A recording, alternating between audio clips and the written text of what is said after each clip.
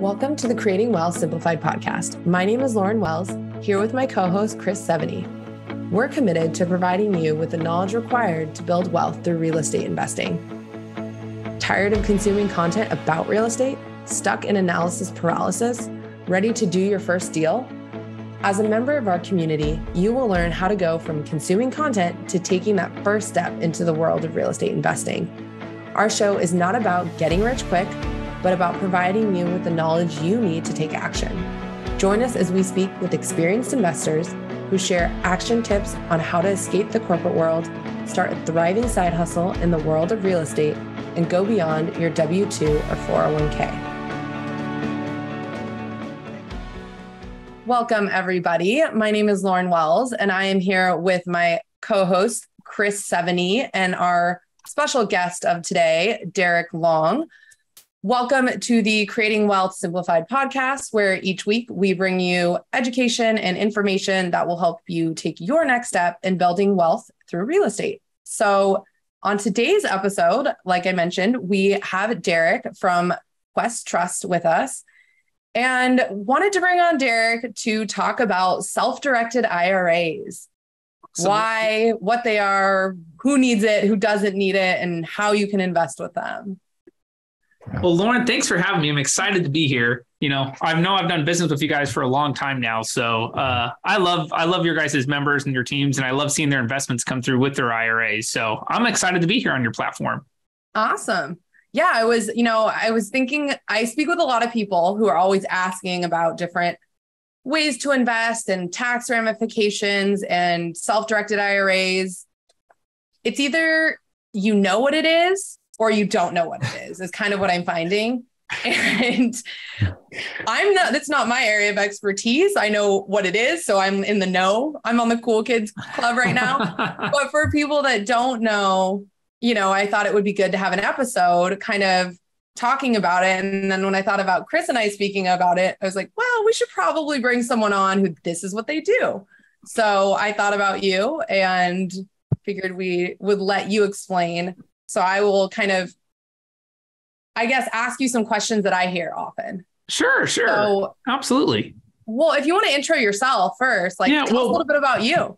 So for starters, like Lauren was saying, I do represent Quest Trust Company. We are a self-directed IRA provider, but everything that me, Lauren, and Chris could be talking about applies to every self-directed custodian out there. So you can take this information straight to whoever you're already working with. You want to work with me, great, but this is just really info for everybody. Yeah. So I guess a question I get a lot is, what's a custodian? Yeah. So the custodians are Fidelity, Charles Schwab, Merrill Lynch, right? Those are probably the ones that people really know about a lot. Vanguard, someone that holds your money and does investments for you, but doesn't actually give you a checking account or a savings account, doesn't give you that debit card, right? So Quest, we are a custodian, just like a Fidelity. A self-directed custodian is the same thing. So it's just changing the bank. Do you have to have any special requirements to be a custodian? I think to tag along with that, people ask, is their money FDI insured or stuff like that? I'm just curious if there's any other implications with, I'm guessing nobody can just turn around and say, hey, I'm going to just go be a custodian. So the answer is yes and no. Now at Quest, we are one of those custodians that we have full FDIC insurance for everyone out there. But what's unique is a lot of times these custodians that they can pop up, what they did is they bought a franchise. Well, if they separate from the franchise, which you can do, they may not fall into those same type of regulations because they're not as holding as much cash or assets under management. Because of that, certain ones out there may not have full FDIC insurances, but any of the big ones, right? The ones that you've heard of, whether it is Quest or Equity Trust or Directed IRA or Kingdom Trust or something like that, all of us do have full FDIC insurance, and we are highly regulated. As a matter of fact, most of us get audited 5 times a year. Wow. Which is insane. So we have the Regulation A offering only twice a year. We get financials. So yeah, that's a lot. And you just led me down a rabbit hole of, wow, we probably need to do a whole nother episode on things to look at when you're looking at a custodian. So good to know. So can you explain, what is a self-directed IRA? So I get this question all the time, and it's really funny. They're made up. they're fake. It doesn't matter. You can look everywhere you want in the IRS tax code, which it actually falls under IRS publication 401 little a or big A, depending on which type of IRA you're looking at. But the term self-directed, you'll not find in there. What it's supposed to represent is a marketing term. Hey, when you move an IRA over to a company like Quest, what we're going to do is we're going to let you take your IRA and invest in what we call private assets, not public. So most self-directed custodians will not allow you to do public assets. That's the stocks, the bonds, the CDs, the mutual funds. That's what Fidelity's for. At Quest, we will only let you do things that are real estate related. Just like for you guys, right? A lot of our clients will use it to buy, those non-performing notes or the discounted notes or some of those just being the lender instead, right? And that's what they work with you for. So notice they use us to use their IRA for the notes, but they use Fidelity to buy something like Apple stock. Notice there's not one that's better than the other. They're just different. When I want to buy Apple stock, I have to go to the non-self-directed custodian. When I want to buy a note, I have to go to the self-directed side. So when you hear the term, it's honestly, it's made up. It's not a legal term. We use it more for marketing purposes. Okay. So if somebody wanted to set up an account, I guess, at Fidelity versus Quest, I'm guessing it's probably almost the same process. It's just a matter of, it's really where you're looking to invest your money is, I think, how I understood that, if that's correct. Exactly. So it is, not only is it similar to the same process, it's the exact same process, right? It's an application with any custodians could be your name, social, date of birth, who inherits the account when you pass away, and a signature. Like, you're good to go. Anyone can set you up a self-directed IRA or just a normal IRA to buy your mutual funds or stocks. So when you're out of college or a few years out of college, whatever, working for an employer, do they offer? Not typically. So a lot of times when we get a job, right, our employers will offer us incentives, like, hey, look, if we're going to give you a 401k, it might be a 403b or a pension plan or a TSP or something like that. Well, employers give you these because the employer gets a lot, and I do mean a ton, of tax deductions for offering these to their employees. So because of this reason, they have to hold that typically at a public style company, a Fidelity, a Charles Schwab, right? The company itself is not going to be investing your money. Fidelity is. So most of us, go ahead. Oh, no. And you're still not like on to that point, even if it's, by Fidelity or Charles Schwab, you're not getting to direct what you're investing in if a company holds it, correct? You don't, right? When I set up my 401k, right, and I have a 401k here at Quest, but I don't get to self-direct my own 401k. Why is that? Well, it's because it's held to the company. The company's actually the one investing it. Now, they might ask me some questions like, do I have a high risk tolerance or a low risk tolerance? Or am I kind of moderate? Something basic, but I'm not really choosing my investments, right? It gets put into those Fortune 500 stocks or maybe a big hedge fund or something like that. That being said, when you leave your job, have separation of service, or just get old enough to actually retire, now we can take that 401k and move it to an IRA. Anytime you have the ability to do this, you want to do it. Even if you're just switching jobs. The main reason why it comes down to an IRA, I have more control. The 401k is controlled by the company. The IRA is controlled by the individual. So it's interesting. That was a question I was going to ask. Go ahead, Chris. No, I was going to jump in because I've switched jobs in the past. And when you switch, they only tell you have two options. They forget to include option number 3, which you just said. The two options I've always been told is 1, leave it at that company, or 2, move it to your new company. Never, ever, ever has anybody said, oh, you could also turn this to an IRA, which then you could put at Quest and go buy a single family rental if you wanted to, or invest in a mortgage note. Yeah. What's really sad is, why they never tell you that? Most of the time, the person on the phone doesn't know those options. It's really sad that a lot of people, when we talk about this space, it's very limited information out there. So you usually want an expert, someone like me, someone that has actually gone to school and has certifications from the IRS and the banking commissions with it. But how many people out there have that, And so usually you're dealing with someone that gets 10, 15 bucks an hour on the phone and they're reading from a script. They're like, oh, you can do this one or this one. Well, it's also, they're getting the information from Fidelity, who's probably also administering the plans at both companies. So it's, they just want to keep the money in house. Yeah. So you said if you're switching jobs, but here's another question. What if you're, first job, first 401k, would you do the company 401k? Is there a better option? Do the company or a self-directed? So I love this question because really, if you can afford it, you should do both, right? People don't realize how powerful a retirement account is, whether it is a 401k or an IRA. Did you guys know that your retirement account is labeled by the IRS a tax exempt entity? It files the same tax return a church would. This is how the IRS views it. So if I can set up a 401k with my company, or I can set up a personal IRA and I can do some investments with it, I get to avoid all of the taxes today. This is why it's so powerful. Is normally if you do an investment, the IRS says, well, you are a taxable entity. If you set up an LLC, the LLC is taxable, your C Corp, your S Corp, your trust. But the retirement account is truly labeled as non-taxable. So if you can afford to set up both, please do so. Set up an IRA and set up a 401k, through your company.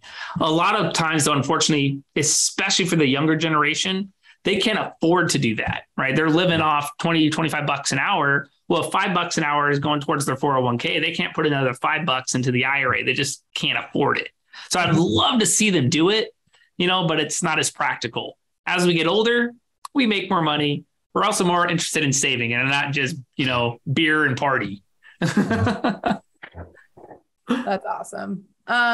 One thing you use the words, and we should have covered this in the beginning, use the words IRA and 401k. Can you use those interchangeably? Can you explain to me the difference between the two for someone who's newer, again, maybe right out of college, a few years into their first job? So I feel like those terms are just kind of thrown around. And how do you differentiate what's the difference between the two? So the biggest difference comes down to who can control the account.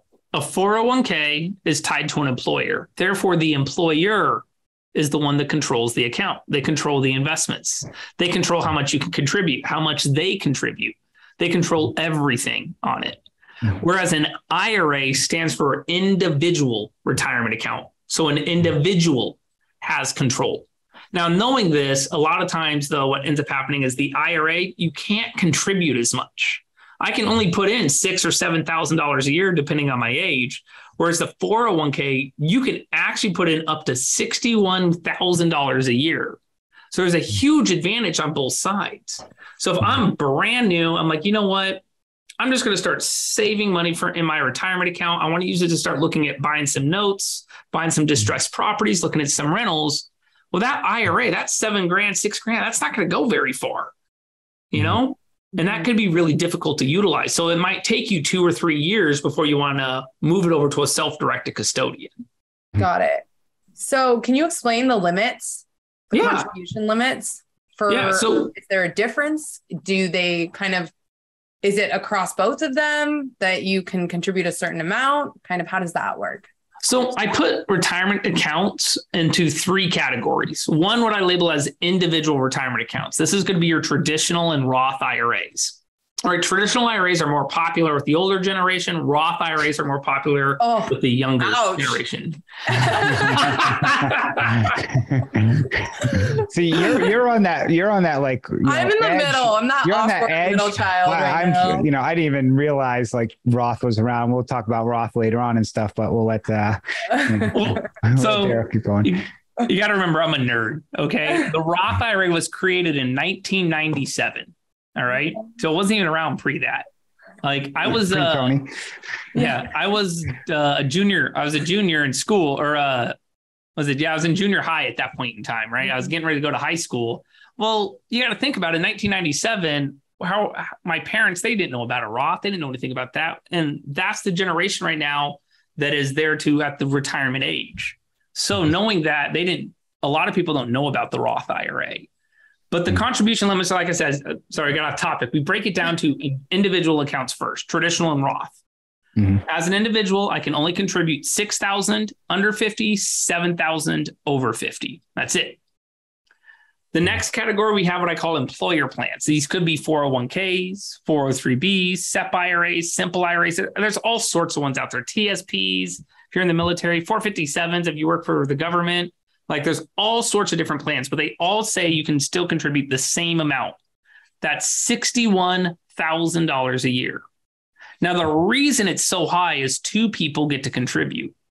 One person is the employer, right? The company I work for. The other person is the employee. So when you combine both of these, that can't exceed 61,000.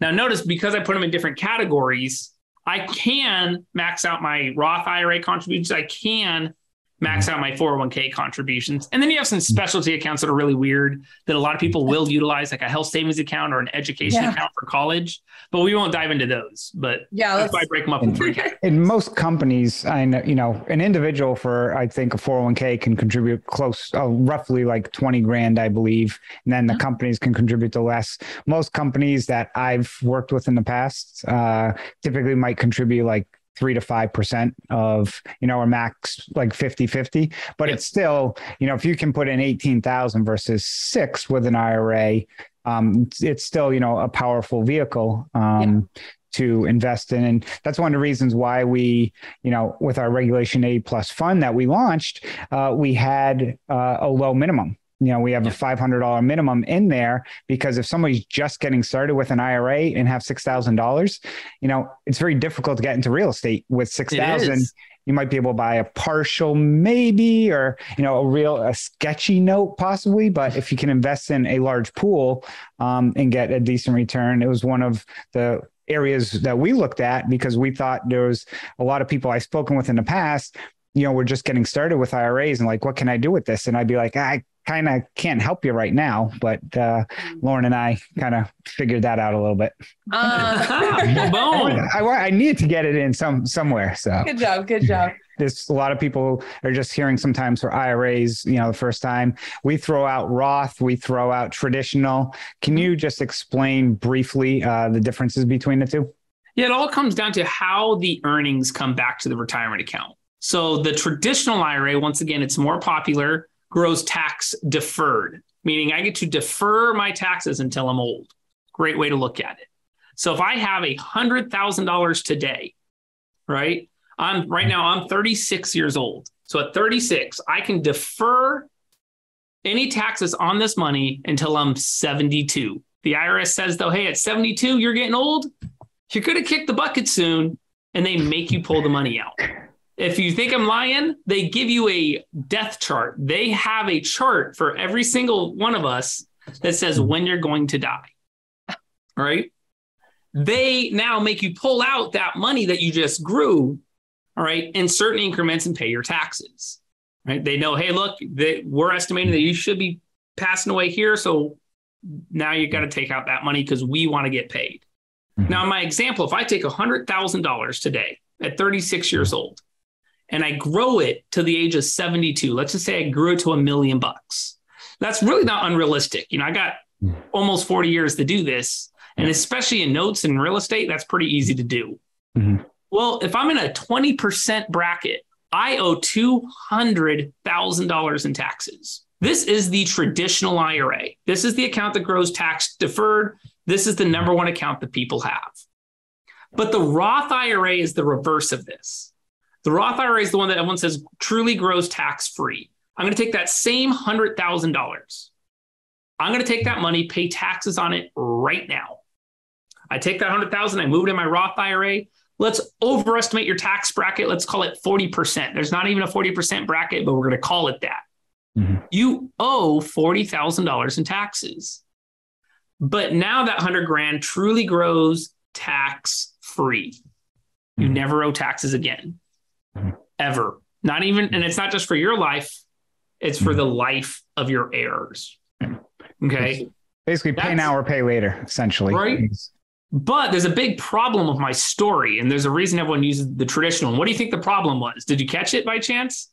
I gave you a $40,000 tax bill. Yeah. Right now. Yeah. Most people are like, dude, I don't want to pay that. So what am I going to do? I'm going to kick it down the road.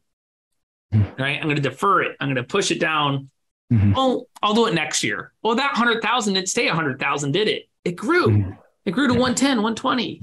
Well, now instead of 40,000, you owe 50,000. Well, I'll wait till next year. Well, that 120 grew to 150 or 170, and it just keeps going. And eventually people never do it. So let me ask you, do you have a traditional or a Roth? Me, I have a Roth. So I work in this space. It would be crazy if I didn't have a Roth or leverage a Roth. So I do 99% of all of my investing inside a Roth IRA. I do have a SEP IRA because I do have some self-employed income. But anytime we make a contribution to it, we immediately do a conversion. So, Lauren, what do you have? I have a traditional. Okay.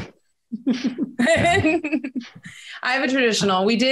Chris and I met with someone who kind of analyzes all of the different custodians and options for you and what you're looking to do, invest in, and we asked him this. We asked him, do you remember this, Chris? We asked him which one do more people like, which one makes more in the end? And he was like, honestly, they've done research on this and they've done like kind of, I don't know what you would call it, like mapped it out. Yeah. And they actually being pretty equal because you can grow, you're putting more money in because you're growing it. So you're able to grow it more, even though then at the end you're paying more taxes. And the other one, you might grow slower, but you're not having to pay taxes. So he's like, they kind of equal out. So what's really sad is he goes off a interest rate of in between 4 and 6% rate of earnings. And this is very common. And the numbers that your financial advisor stuff went through is 100% correct when we're looking at what would be considered public assets, stocks, mutual funds, bonds, CDs, watch the market go up and down. Most real estate investors, though, if you told them, oh, we'll pay you 6% on an annual basis, they're going to laugh in your face. So what happens when we increase that number to 8, 10, 12%? Then you'll see the big shift. And this is also one of those things, too, is for our industry, the Roth IRA makes so much sense for any type of real estate investor.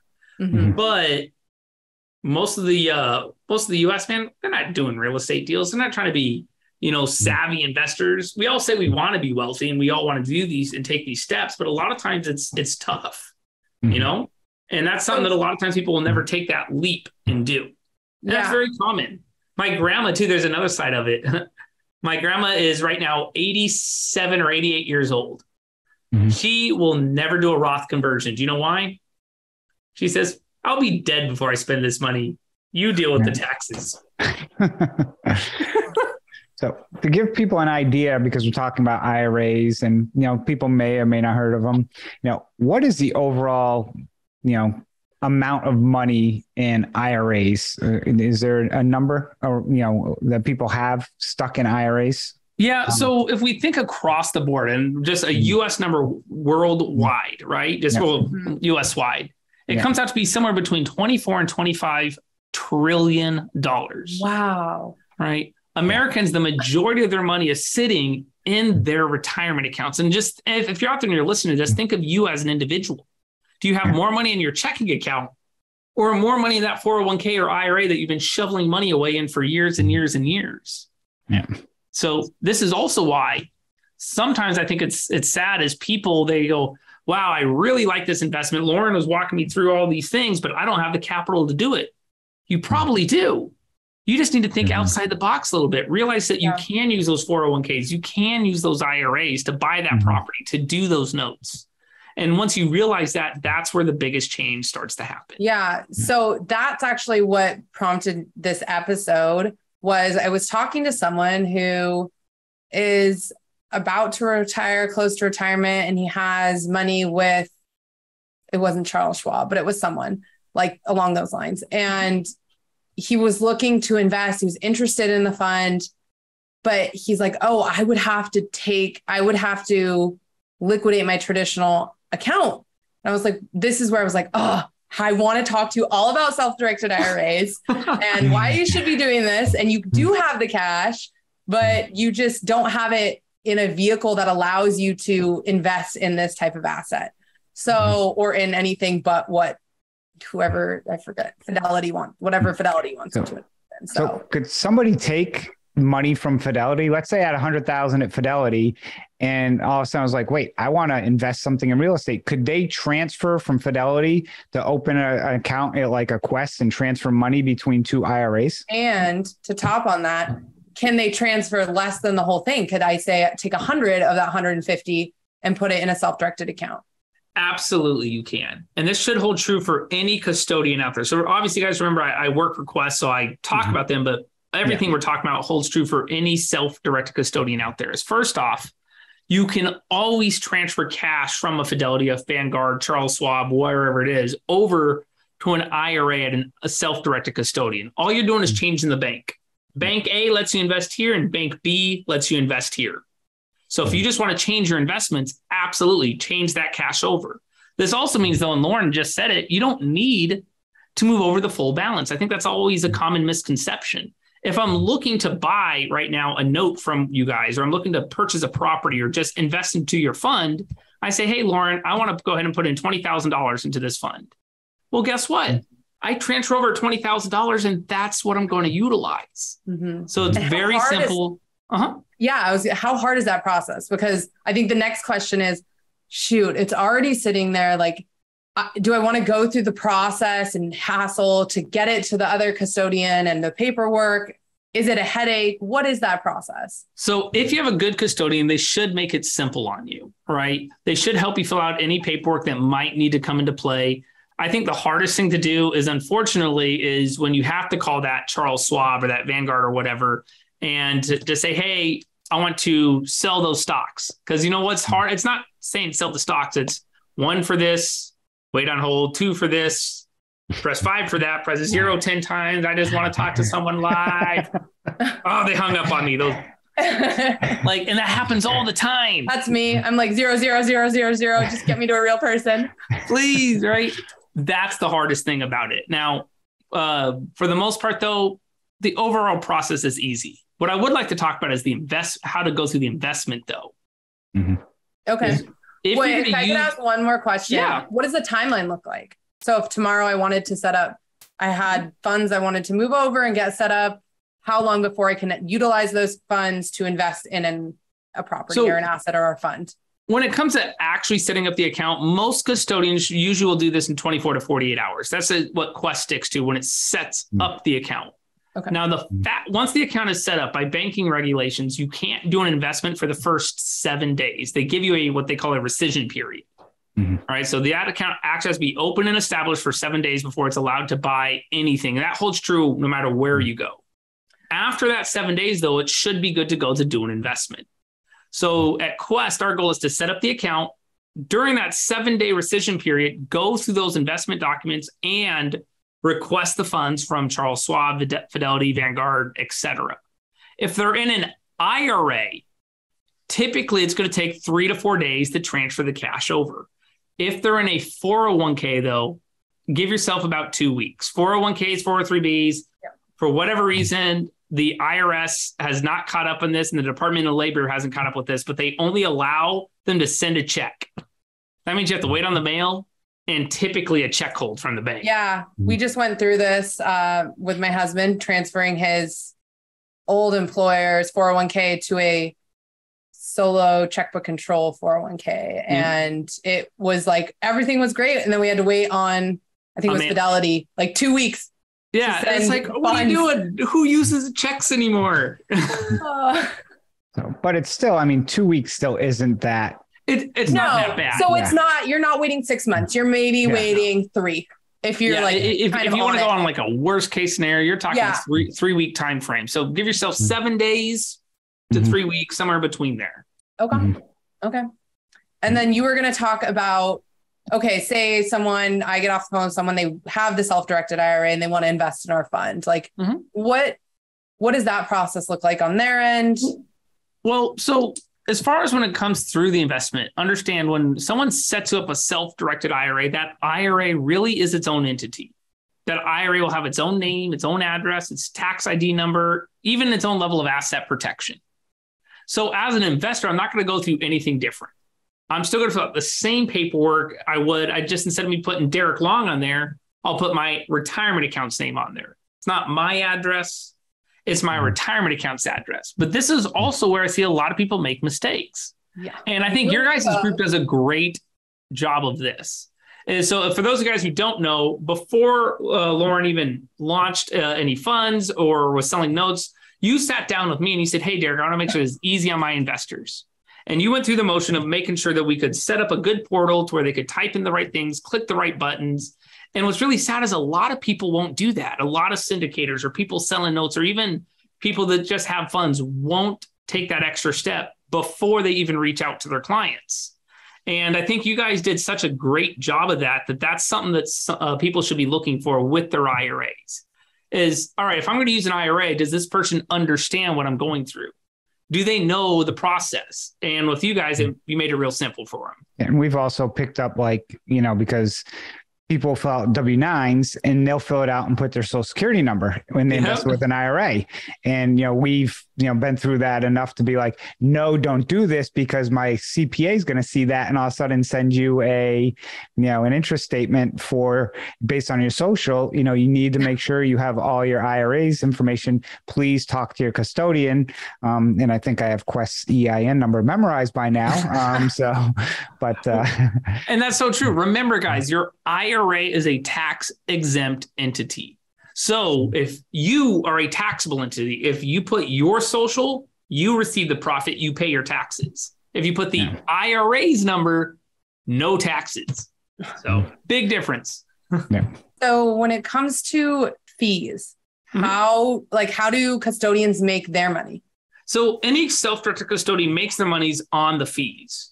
So this is where you want to make sure you have a good custodian that's not charging too much or too little or anything like that. Some custodians out there are really cheap, but they charge you the fees up front. What this means is they're not on the same side as the investor. Imagine for a moment right now, Lauren, that you sent a client over to me, and before I ever started the investment paperwork with them, we already charged them their transaction fees, right? Mm-hmm. Well, what is my incentive as a custodian to get that deal funded? Mm-hmm. There isn't one. Yeah. So Quest, what we do is we charge our fees after the deal is funded. Right. So this puts us in the same boat as the client. Mm-hmm. However, I am going to let people know that Quest, we're definitely not the cheapest. You can find a lot of cheaper custodians out there than us, but we don't want to be. We do things to try our best to make sure that we're giving you a better level of customer service. We don't want to be Walmart. So with that being said, we do things like have a non-automated line, right? You call, someone answers. And Lauren, you just did this earlier to me today, but you called out. I was just on the other line. As soon as I hung up the phone, I could call you right back. I know every time someone answers and I'm always, directed or either, they're in a meeting, they'll give you a call back. But yeah, there's no press 1, press 2, pound, enter your account number, none of that. Yep. Awesome. That's just one of those minor things that we try our best to do to make sure that we can provide some good customer service. So don't always shop around for the best fees. At the same time, your fees should never be making or breaking an investment decision. We charge you $125 to do a deal. Now, this brings into something you guys mentioned earlier, whereas, man, I only have $500. If I only have $500 to put in this, it might not make sense to use the self-directed custodian because the fees could eat away at that. So you do want to make sure that you understand, there has to be some sort of balance. Mm-hmm. Make sure your custodian is very upfront with you. Now, if you only have $500, there are additional things you can do to minimize the fees. And one of them comes into what I label as a partnering aspect. Just how I got started in IRA investing was my dad would invest, call it $98,000 into a deal. $2,000 though would come from my IRA. Mm-hmm. Well, what that means is the fees are the same. It's still only $125, but my dad covered the fee and I was able to get my $2,000 working, So you can do a lot of creative things, and we teach classes on that as well. Yeah, that's one of the things that with Quest, the amount of education that your firm provides is I haven't seen any other custodians provide to that level of education. And when, we as sponsors have worked with a lot of other custodians, and some of them, if I just see the name, I just start cringing because I'm like, oh, and like we had a deal, and I won't, of course, name names. Yeah, we don't have to mention their names, but I had know a deal some that of them. we needed to fund this deal like in 2 weeks. And the person said, oh, I use XYZ. And I was like, never going to happen. And I'm like, I'm just telling you, I have dealt with them and periodically, and I can just tell you, you'll fill out the paperwork. They'll tell you everything's good. Then it will go to somebody else. And you could, if you had the same deal twice, you get two different answers. One may fund it, but somebody else won't. And it's the same paperwork. And they're like, oh, now you need this form or now you need that form. Mm-hmm. And, and you can never get a human on the phone either. And so I do have to, give kudos to Quest. Like Lauren, when she has a question, literally picks up the phone. It's like, oh yeah, I talked to Derek. And I'm like, you talked to Derek more than you talked to me, I think. So one thing that I think is unique and what's sad is, unfortunately, where those problems are coming from on the other custodian sides comes down to it's educating the staff. Quincy and Nathan, our CEO and our president, are really big on our staff actually doing real investments. You can't read a book on how to fix a car, right? And then think you're the best at fixing a car. Man, go fix the car. That's the best way to learn. So just like me as an example, right now I own 7 promissory notes. I have 2 oil and gas investments and 2 rental properties. Now, not all of that's in my IRA, but the 7 notes are and the 2 oil and gas investments. The rental properties are outside of the IRA. But that being said, what this does, it gives me knowledge of what my clients are going through. The first time you have to work with a title company and walk them through how to draft up their own documents, you just, oh my God, and until you experience it, you don't know what the client's truly going through. And I think that's where our staff has a big advantage is a lot of us, more than 70% of us do our own investments. That's awesome. So one thing, I guess we wanted to just touch upon, is there ever a reason why an IRA is not right for somebody? Absolutely. So my mom should never use a true self-directed IRA. All right. This is because, unfortunately, some people out there, they get sold on some. And self-directed IRAs can be very dangerous because what ends up happening is option 1, I can go to Fidelity. I talk to a qualified Fidelity rep and say, hey, I have no clue what I'm doing. Great. We're going to put you in Fortune 500 stocks and we're just going to ignore you. Right? Yeah, you'll watch your account fluctuate up and down, but no one stole your money. On the self-directed side, what can happen, what has happened multiple times is someone, right, that same person, and this would be my mom, goes to some place and meets some guy, he's wearing that yellow t-shirt and he's like, oh, I'll pay you 15% on your money. Give me an unsecured note and I'll show you. And I promise you, I'll pay you back. So my mom goes to the deal, does the note. And guess what? The guy took the money and ran away. And I see it all the time. So the people that it's not for are ones that aren't educated, right? Make sure you know who you're working with. Make sure the person that you can call them, you can email them, that you have a chain of reference. You can do some due diligence. That's one of the things I like about your guys' notes is it's all there. Right? It's a legal document. It gets filed with the county. There's a deed of trust. There's a mortgage. There's interest rates. There's payments. There's a schedule. Like that's what I should be looking for when I'm looking for a deal, when I'm looking for where to park my self-directed IRA. So that's a great point because I've seen horror stories where I had somebody who had invested with me wanted to try and do it on their own. And they ended up buying a note that was originated for a property in Detroit. They never ran title. They never had somebody go look at the property. They're like, well, this company's a reputable company. Sold me the note. The house literally hadn't had power turned on in like 7 years. And they bought it it was like a $50,000 note. They had 12%. They paid par for it. So they paid $50,000. I think at foreclosure auction, the house may have sold for like $4,000. So, they lost 46,000, which when you look at, 50,000, now you're down to 4,000 to get that money back will take more than a lifetime, it'll take insane. Probably 30 years to get that money back. Yeah. So you want to make sure you're working with good people that you can talk to consistently. And it's really funny. A lot of times those groups too, you never can get a hold of them. Right. And that should be a red flag. So here's a question. Is there anything I can't invest in with a self-directed IRA? Oh yeah. Yourself. The biggest thing. So talk to me about that. So what's really funny is I always hear people say, well, I want to use my IRA. I'm going to buy a house and live in it. I'm going to use my IRA and lend my business money. I'm going to guys, you can't do that. That's not what you're trying to do because that's what they think they're trying to do, but they're really not. Remember, your IRA is its own entity. The IRA does the investment. Therefore, the IRA receives the profit. This is why the IRS allows it to be tax exempt. Now, they're going to give you a true tax exempt entity, something that's going to avoid all the taxes, whether you're doing a fix and flip, a rental, a note, it doesn't matter. But they're going to give you an entity, let you do all your investments and avoid all the taxes. They're going to give you some strict rules that you must follow. And those rules all come down to you as an individual. You can't use your non-taxable entity to invest in yourself, your spouse, your parents, or your kids, or any of their companies. If they catch you, they take it away. So what's really sad is some people, how do I get around this? Give me the rules to go ahead and go through. And guys, there's plenty of ways to hide it.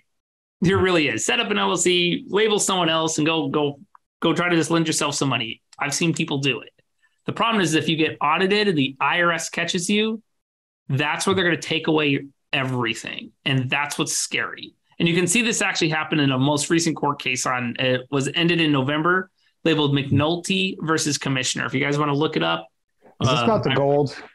Yeah, so that was part of it, but there was 3 different parts to the gold. Okay. I was like, I bet Chris has already researched this. Yeah. So it was A, where did they store the gold? B, how did they report the gold?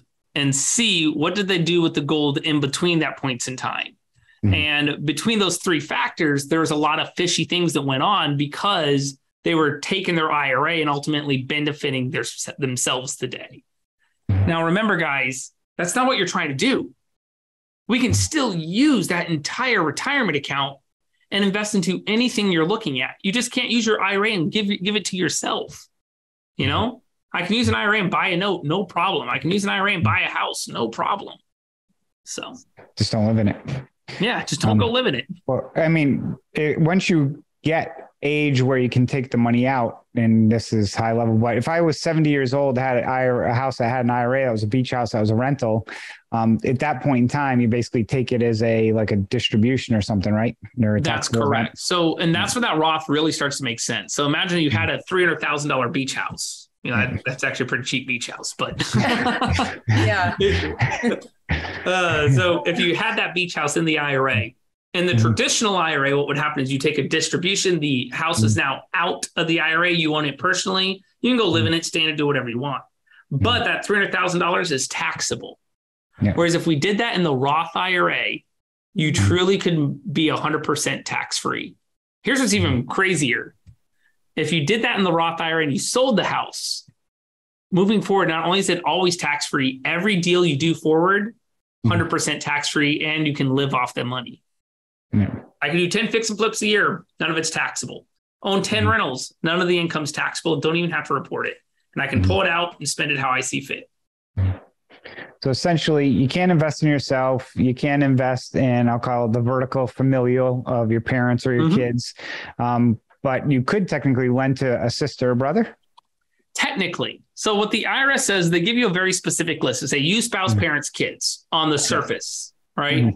Or anyone who potentially inherits your wealth. Okay. Now, normally, right, I'm married. So my wife, if I die, I kick the bucket, she inherits the money. I love my sister to death, right? But she doesn't get anything, right? My wife gets it all. So for me, yes, that answer makes sense. But ask me 5 years ago, before I was married, right? My sister actually was my beneficiary. Ah, okay. So at that point in time, no, I could not use my IRA and lend her money or buy a house and let her live in it because she's the one who inherits my wealth. So on the surface, it's always we use spouse, parents, kids. It's because that's how wealth gets passed according to the IRS. If you label someone else in that boat, if I labeled Lauren my beneficiary, she's disqualified to me. You know, but very rarely is that the case, right? Like I said, I love my sister, but she ain't getting squat. What about the new fad of NFTs and crypto? Are either one of those available to be invested in? So crypto, yes. EFTs as of right now, no, not directly. But that doesn't mean there's not ways to go about it. So if you do want to invest in one of these unique alternative assets, whether it is crypto or EFTs, you normally want to establish an entity in the middle. Have your IRA. Remember, your IRA is its own person, has its own name. Have the IRA create an LLC, create a trust, something like that. Mhm. Well, according to your custodian, they'll call the LLC the investment. The LLC can go out and buy that EFT. The LLC can go invest in the crypto at that point in time and set up a wallet. So that's usually the best option to go through. Now, there's some other things in the middle there and some debates on who can hold the checkbook or be the manager. We don't have to get into that, but that's usually the best option. And your custodian can walk you through what it looks like. Can you talk to me about checkbook control? Yeah. What that means? Just like self-directed IRAs, remember, self-directed is a marketing term. Checkbook control is also a marketing term. I feel like that's like top of the top cool kids club. It's like very little people know about self-direct, or like you either know or don't know about self-directed. And then next step is checkbook control. Is the checkbook. Absolutely. Now, what this means, and exactly what I was just mentioning, is I like to label it as your IRA has a bank account not tied to the custodian that holds the retirement funds. So how does my IRA set up a bank account outside of Quest or outside of Equity Trust or outside of, Kingdom Trust, or who insert your custodian, right?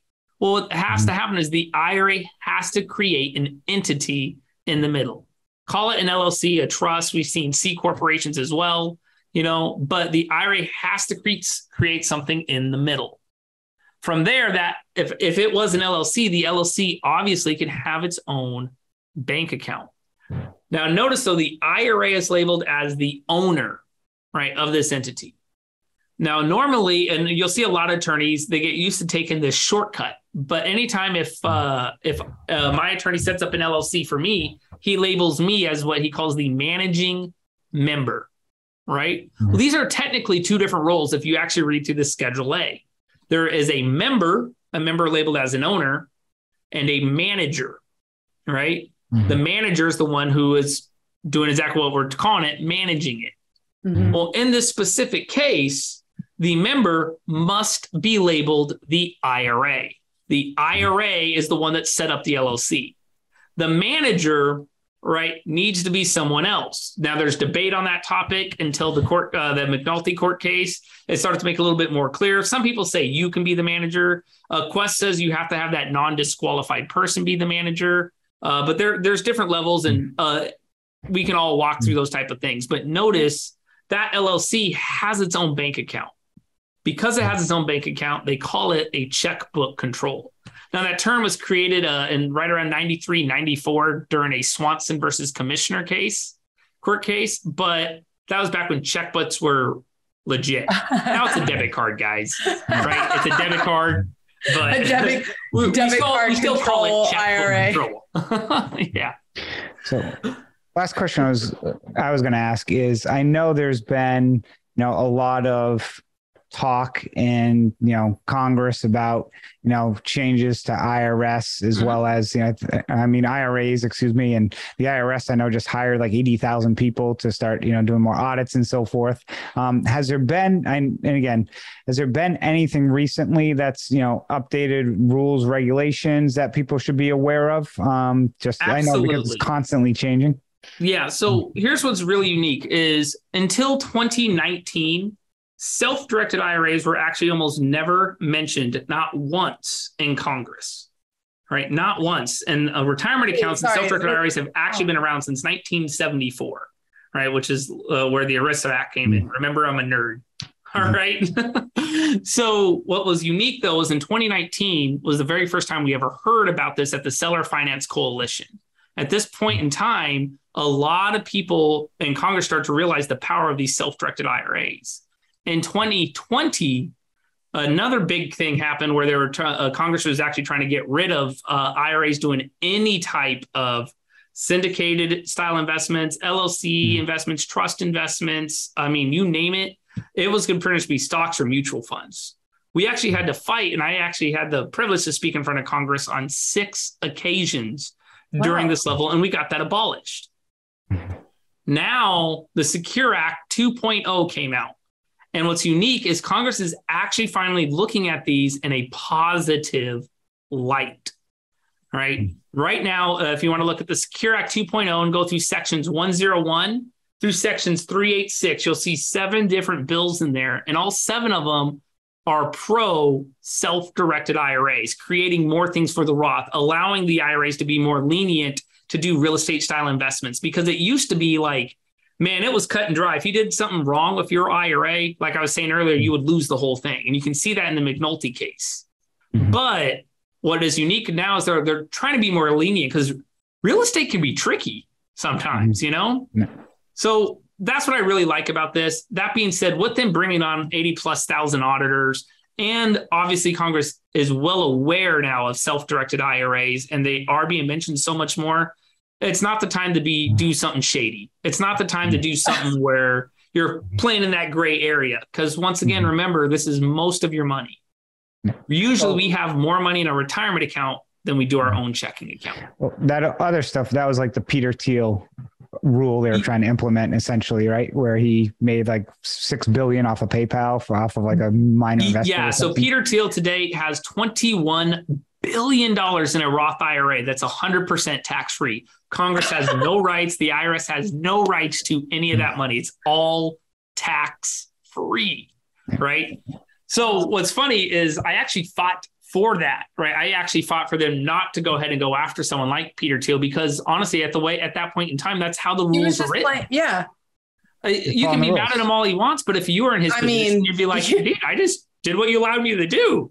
I just did it better. We're just mad we didn't think of it first. Right? Well, we didn't create PayPal. So. Fair enough. There's that, minor detail. Now, that being said, the way he did his investment would not fly today.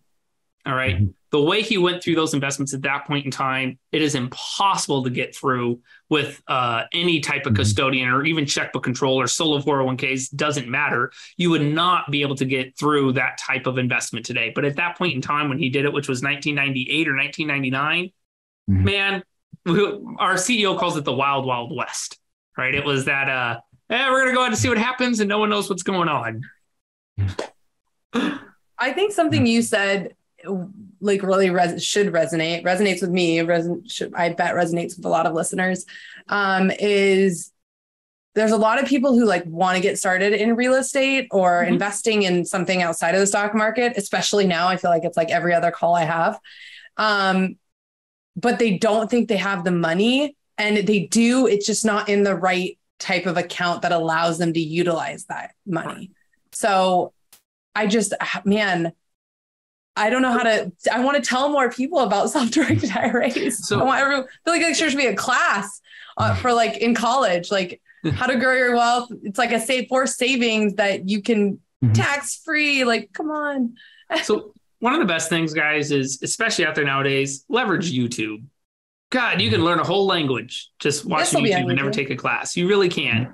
But Quest, like Chris was saying earlier, we have so much education out there. If you go to our channel, you'll see that there's a lot of short classes and long classes that go through everything that you're talking about, Lauren. And you can schedule a consultation with any one of our IRA specialists free at any point in time, and they can go through those type of things without selling you anything. None of our IRA specialists get a commission or anything along those lines for setting up accounts or moving. So they don't have any skin in the game. Right. They're there just to actually give you good info. That's awesome. And I think the other component to it is once people get it set up, you need to do something with it. You can't just let it sit there, because you mentioned stat in the past. I forget of how much money is just sitting there.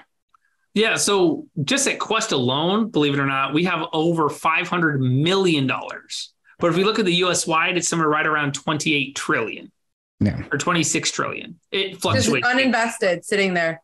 Correct. Oh, dying. So Quest, right? We're a little fish in this big old pond. We got $500 million. Imagine that, just for $500 million. What percentage overall is that just sitting there? Just out of curiosity. So we have right around 2.5 billion in assets. So if we do the math, 12 or 13%. It's like you, Chris, like math is head. No, it's 20%. 500 million or 2.5 billion is 20%, 1/5. Yeah, it's pretty crazy. That's a lot. Yeah, it is. So well, it's probably why you're having Quest Expo. Yeah. So our expo is right around the corner too, guys. So if you haven't gotten your tickets, let me know. I can help you get in. It'll be a great event too. So yeah, no, we're going. We're sponsoring. We will be there. You'll be there? Absolutely. Okay. We'll get to speak on like 40 different topics. So will you be dressed as the pink pig? All right. So if you've ever been to our Quest Expo, people don't know this, but I was the pig for the very first expo. Oh, I did not know this. I did not know just that found out the pig was a thing. I was saying it as a joke, but no one knew that. But it's because what ended up happening is we let someone else go as the pig for like 2 or 3 minutes, but that costume is so hot, so sweaty, and it's so gross. After that, no one else wanted to wear it. And I was like, dude, someone has to just go out there. So I sucked it up and I put on this someone else's sweaty pig outfit, shook hands, and was all crazy and wild. We learned our lesson. You get your guys' like mascot logo, everything, just so people who are listening. Yeah. So we call him Questy the pig. So Questy the pig. There you go. So can you just give a little plug about like everything? Because Quest Expo, I mean, I went pre-COVID to one of the events, and there was a lot of people there, and it is on every aspect you can possibly think about, I believe, in real estate.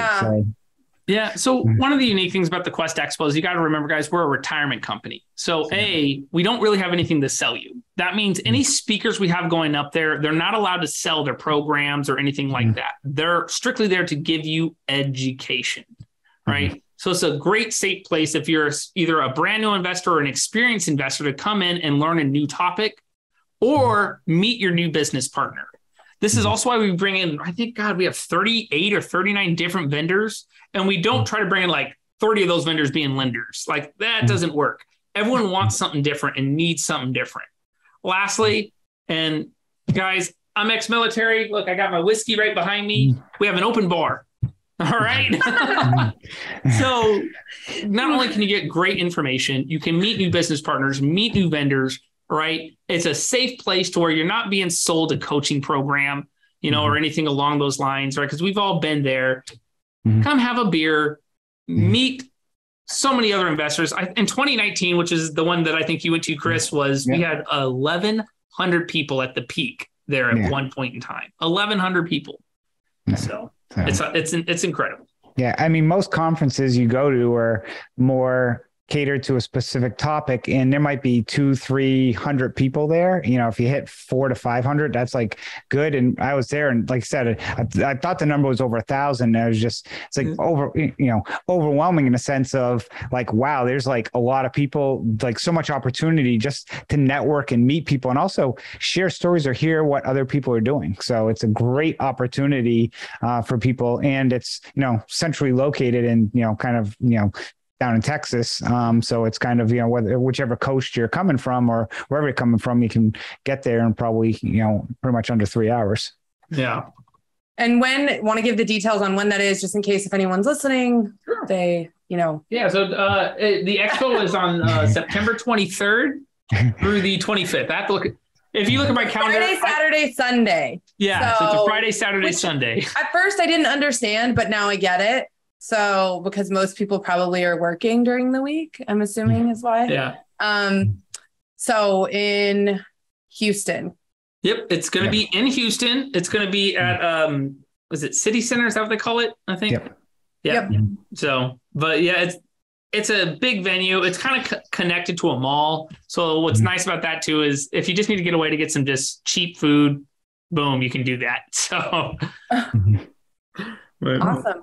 Well, any final thoughts? Honestly, guys, my biggest thing I always, as a takeaway, is just get started. Notice I can talk. That was going to be my question. What would be your one action you would recommend someone take if they listen to this episode, they want to invest in real estate, they have, a 401k with their employer? What is the action? I always feel like we want to give action steps for people to take rather than just like a ton of education. So what action can they take today?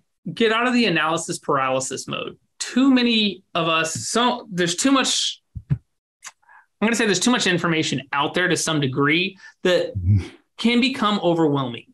And a lot of times in the real estate space, the people that take action and just do the deal, listen to your coaches, listen to the group that's there to help you out. Let us help you set up a self-directed IRA to buy a note, to do a loan, to invest into some form of real estate. We're here to help you guys out free, absolutely free. Chris is here to help you. Lauren's here to help you. All of us are here to walk you through those motions at no cost to you, right? And I think that's the biggest thing is people don't take advantage of it. They get scared. They get stuck in just over analyzing everything. And they want to know, well, what's IRS publication says this? Well, I'll tell you, guess what? IRS publication 401A on page 35 says you can do XYZ and you still don't make a decision, right? Just do it. All right. Yeah. Do the Shia LaBeouf meeting. Just do it. It's Nike's onto something. That, or they're looking for the perfect deal. And it's doesn't exist. Yeah, exactly. Yeah. Well, I kind of feel like until you set up an account, like set up the funds in a way that they're able to be accessed to invest in something, nothing's going to be perfect, because if it is perfect, you're hustling to try to get everything in place so that you can fund whatever deal. Mm-hmm. So I kind of feel like you set yourself up for failure if you don't set up the account first and then start looking for the deal. I love it. I love that thought. Get the IRA set up. Yeah. Remember, guys, at least at Quest, we don't have account minimums, so we can easily get your account set up and then figure out the details. It doesn't. Awesome. Well, thank you so much, Derreck, for joining us today, talking and helping educate our audience on what a self-directed IRA is, how it is a powerful investment vehicle for people, and who can utilize it. Yeah. Well, thank you, Lauren. Thank you, Chris. I appreciate you having me on. Yeah. Thank you. And Lauren, we'll see you down in Houston, yes. Next month. Unfortunately, I can't be down there. I have a family member's wedding that weekend, but here's a question about the expo. So my colleague who's joining me, two of them, one of them we were asking, the second night is a cowboy casino night. Now, does that mean people will be dressed up in cowboy attire? It was a debate we had. So yes and no. All right. There's definitely a lot of people that are like, I'm just going to show up normally. But man, we have a lot of cowboys, let me tell you. Right. This is Texas. Yeah. It's Texas. Oh, okay. Well, on that note, thank you again for joining us today on this episode of the CWS podcast. If you enjoyed the show, share it with a friend, subscribe, and leave us a review. Thank you. Thank you all. Thank you, Derreck. Thank you for joining Lauren and I on this episode of the Creating Wealth Simplified podcast. Each week, we bring you expert education, experience, and information in a digestible format to help you identify investment opportunities so you can build wealth through real estate and take action toward your financial goals. Enjoy the show, share with a friend, or subscribe to the show and leave us a review.